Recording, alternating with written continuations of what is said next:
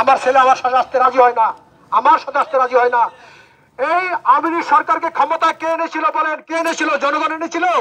এদের জনগণ এনেছিল? আনে নাই। কে এনেছিল? আল্লাহ পাক স্বয়ং নিজে তাকে ক্ষমতা দিয়েছিল। কেন দিয়েছিল আমরা বলতে পারবো না। 16 বছর আল্লাহ পাক তাকে ক্ষমতা দিয়ে পরীক্ষা করেছেন। 16 বছর, এই 16 বছর কার্যক্রমে সে মানুষের অসহায় নিপীড়িত মানুষের অধিকার প্রতিষ্ঠা করতে পারে নাই। অসহায় নিপীড়িত মানুষদেরকে পথে বসিয়েছে সে। আমি বলবো, রিক্সাওয়ালা, ভ্যানওয়ালা, কুলি, মজুর, অসহায় নিপীড়িত মানুষ কি চায়?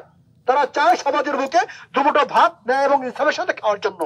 তারা চায় একটা ন্যায় বিচার পাওয়ার জন্য। তার মেয়েকে নিয়ে ধর্ষণ করবে, 100 ধর্ষণের সেঞ্চুরি করবে, এই জন্য তো আওয়ামী লীগ সরকারকে প্রেরণ করা হয়েছিল না।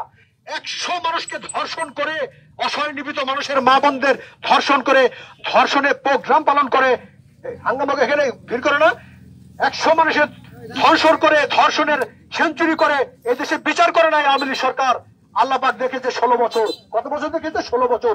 16 বছরে নির্যাতনে আল্লাহ পাক অতিষ্ঠ হয়ে গিয়ে এদেশের মানুষ অনেক আন্দোলন করেছে। আন্দোলন করে কিন্তু এই সরকারকে পতন ঘটাতে পারে নাই। পারছে পতন ঘটাতে? পতন ঘটাতে পারে নাই। এবং আওয়ামী লীগ সরকার যে পতন করতে পারবে এই বিশ্বাসই মানুষের ছিল না। মানুষ বলতো যে এই আওয়ামী লীগ সরকার যতদিন ক্ষমতা আছে, আওয়ামী লীগ সরকারকে ক্ষমতা থেকে সরানোর মতো কেউ নাই। আর যারা আওয়ামী লীগ করতো তাদের বিশ্বাস এমন ছিল, আমরা যারা আওয়ামী লীগ করি এই দেশ থেকে শেখ হাসিনা যার পর আমরা টিকে থাকবো। আল্লাহর উপরে বিশ্বাস তাদের ছিল না। অথচ আল্লাহ কি বলেছে? আমি হচ্ছি রাজ্য দান করার মালিক, রাজ্য কেড়ে নেওয়ার মালিক।